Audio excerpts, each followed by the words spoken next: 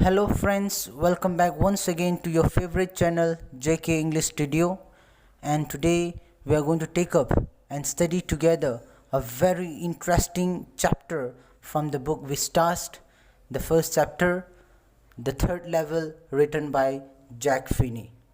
So friends, let's begin and let's get to know about the author. Jack Finney was born in Milwaukee, Wisconsin in United States on 2nd October 1911 and died in California, United States on 14th November 1995 at the age of 84. Jack Finney was given the name John Finney after his father died. When Finney was 3 years old, he was renamed Walter Braden Finney in honor of his father, but continued to be known as Jack.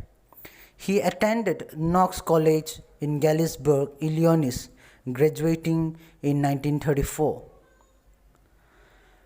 Jack Finney, or Walter Braden Jack Finney, born as John Finney, was an American author. His best known works are science fiction and thrillers, including The Body Snatchers and Time and Again. Jack Finney's first article, Someone Who Knows Told Me, was published in December 1943. His greatest success came with his science fiction novel Time and Again, which was published in 1970. The chapter or the story, The Third Level, was published in the magazines of fantasy and science fiction in October 1952. Now let's talk about the introduction to the chapter. The Third Level by Jack Finney is about the harsh realities of war. War has irreversible consequences, thus leaving people in a state of insecurity. It is also about modern day problems and how common man tends to escape reality by various means.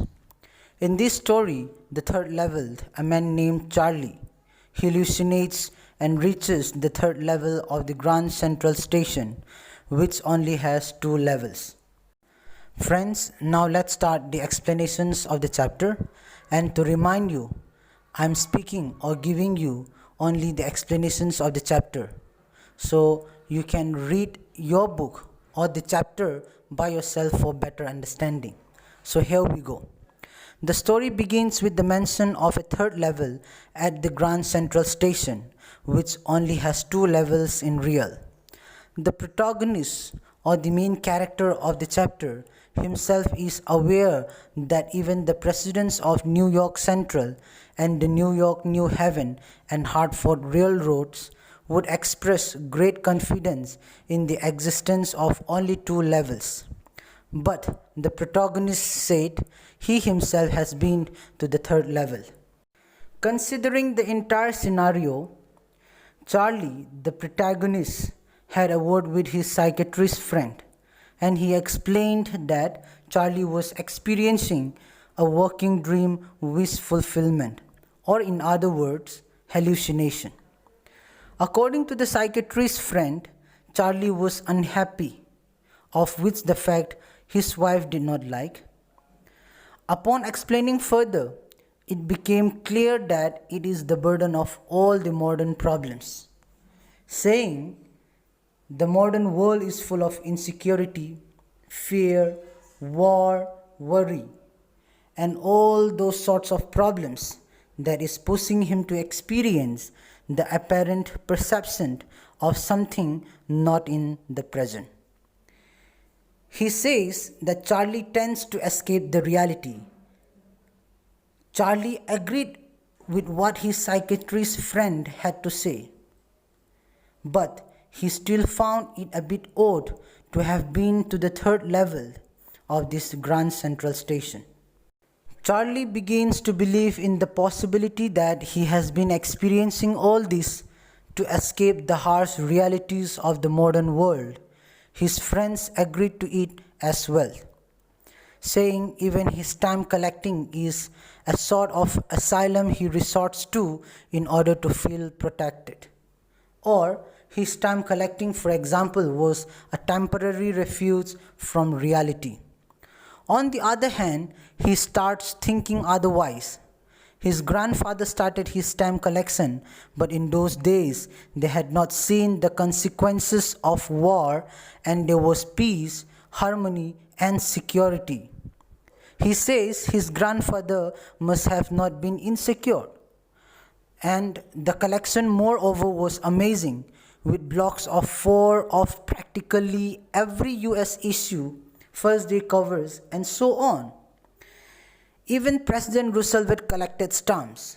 So he starts explaining what exactly happened at Grand Central Station, saying it was one night in last summer that he had worked late at the office. Charlie says that he was in a hurry and begins with how he chose to take the subway to his apartment instead of the usual bus after a late night shift. He did this in order to save time. He describes himself as an ordinary man of 31 years old, dressed in a tan gabardine suit and a straw hat with a fancy band. He says it was so ordinary that he could see other similar men at the station. He also explains how he was in his normal state of mind, not wanting to escape from anywhere. All he wanted was to get to his home and to be with his wife Lusa at that hour. He still does not understand why this happened to him. Charlie further explained that he comes to the apartment of the incident where he entered the Grand Central from Vanderbilt Avenue and took the stairs to the first level where one boarded trains like the 20th century. Then Charlie explained how he went down another floor to reach the second level from where the suburban trains leave. From there he entered an arched doorway and got lost. It was nothing unusual for him because even if he had come to that station 1,000 times, there were occasions he bumped into new corridors and doorways. Charlie further explained once he had entered the wrong lobby and reached Roosevelt Hotel, and another time in an office building which was 3 blocks away. Charlie thought and wondered that Grand Central was expanding at a very fast rate, just like a tree having or pushing out new corridors and staircases and with its roots. It is no big deal that they even have a secret tunnel under the city to the Times Square or maybe the Central Park. He feels it might be because Grand Central is a place of exit for innumerable people, where he also managed to escape reality because of the same reason. But he never shared it with his psychiatrist friend about that idea. Charlie also says that the unusual corridor he had entered into began angling left and slanting downward, which he felt odd about, but nevertheless he kept on walking. There was no one except him, and the voice of his feet echoed. He finally heard the sound of people talking from a distance. Then he took a left and walked down the stairs again, only to reach the 3rd level of the Grand Central Station. He thought he had somehow made his way back to the 2nd level, but sooner he noticed the room was smaller, there were fewer ticket windows and train gates, and the information booth in the center was made of wood and was looking very old.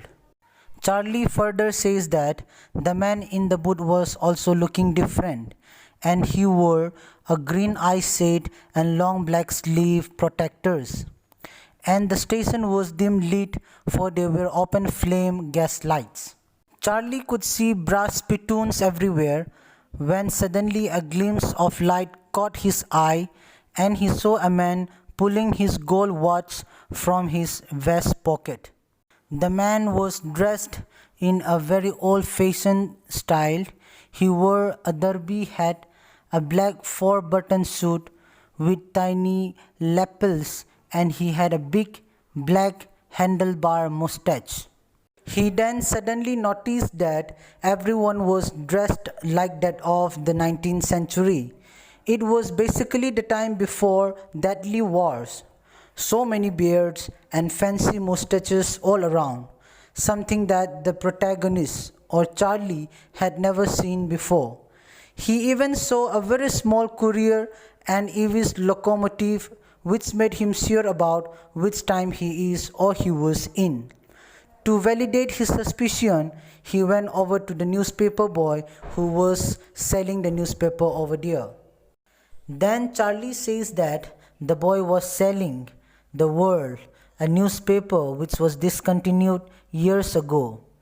There were some headlines about the then President Cleveland, and also the date on the front page of the newspaper was June 11, 1894. Charlie was now sure that he was not in the second level but at the third level of the Grand Central Station. Immediately he went to the ticket window to get tickets for Galesburg, Illinois for him and for his wife Louisa, for he was well aware that from there one could buy tickets that would take them anywhere in the United States. So he says in the year 1894 he wanted 2 tickets to Galesburg, Illinois. Charlie mentioned here that Galesburg in Illinois was a wonderful town with a lot of greenery.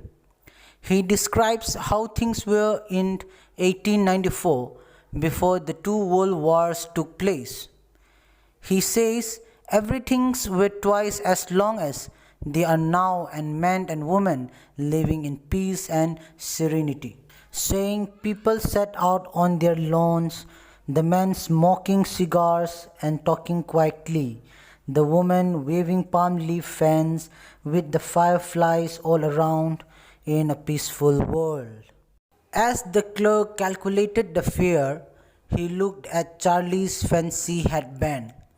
Charlie just had enough money for one-sided journey. Just as he took out the money, the clerk informed that this is or that was not the acceptable legal tender or currency, and by any chance if he tried to be smart, he wouldn't be able to get away with it. Then Charlie glanced at his cash drawer and realized that currency used back then was different and almost double the size. He ran out very fast because he didn't want to go to jail. Charlie says that the day ended after he came out of the third level. The next day he went to withdraw his entire savings and got them converted into old money or currency by paying some amount of premium. He said that his $300 bought less than $200 in old style currency. It cost him much and even worried his psychiatrist friend, but he still went with it, saying in 1894 X cost 13 cents a dozen.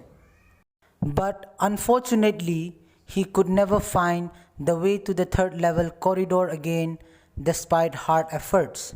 His wife Louisa was pretty worried when she got to know about it all, and she told Charlie not to look for the third level anymore.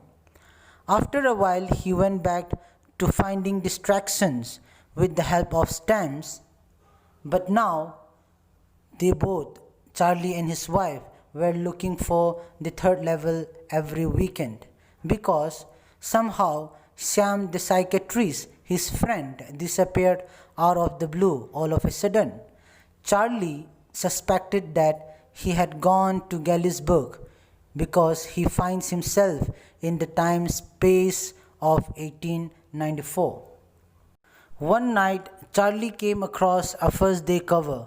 Well, what is a first day cover? When a new stamp is issued, stamp collectors buy some and use them to mail envelopes to themselves on the very first day of sale, and the postmark proves the date. They are just blanked inside and are not meant to be opened. So the blank paper inside the envelope and the envelope which has sealed stamped on the first day of each sale to mark the date that are never meant to be opened is called a first day cover. That night Charlie found by surprise one of his grandfather's old first day covers. Someone had mailed it to his father at his home at Galesburg, as he saw from the address on the envelope, and the postmark showed that it had been there since 18 July 1894. The stamp had a picture of President Garfield on it. It was a 6-cent, dull brown color stamp. His grandfather had put it in his stamp collection, and now Charlie discovered it. The paper inside wasn't blank, and there was a letter written in it. The letter read as 941 Willard Street, Galesburg, Illinois, July 18, 1894. Charlie, I got to wishing that you were right. Then I got to believing you were right. And Charlie, it's true. I found the third level. I've been here 2 weeks, and right now, down the street at the Dailies, someone is playing a piano and they are all out on the front porch singing, "Seeing Nellie Home." And I'm invited over for lemonade. Come on back, Charlie and Louisa. Keep looking till you find the third level. It's worth it, believe me. The letter was addressed to Charlie, and it talked about how the writer wished his third level story was true until he actually started believing it to be true. He had found the third level and had been there for 2 weeks. He describes the place he was at that time. He also asked Charlie and Louisa to never stop searching for the third level and come back. The letter had been signed off as Shyam, the protagonist's psychiatrist's friend. Charlie found out from the coin store that he used to visit that Shyam, his friend, had bought old currency worth of $800, which was to be utilized in a hay, feed and grain business, which what he always wished or wanted to do. He could not go back to his old business, certainly not in Galesburg, Illinois. The story ends at a mysterious note where Charlie was wondering that Sam was his psychiatrist's friend. All in all, the third level brings us to the conclusion that people find it hard to make peace with unpleasant things they came across in life. The story further makes the reader realize that the past and future are real illusions. The story also dwells on the theme of escapism, not only as a psychological refuge from the grim realities of the present day world, but also as a desire to stay with the past or to keep the past alive in the complexities of the present. The writer wants us to understand that the modern world is full of insecurity, fear, war and worries. As in the story, Charlie just wants to escape, so he wanders into the fanciful world of 1894, which is much away from the harsh realities of life. Well, that's all for today's class. I hope you all enjoyed and understood the chapter, The Third Level, written by Jack Finney. And if you liked the video, consider subscribing and press the bell icon to get notifications for the upcoming video. Thank you.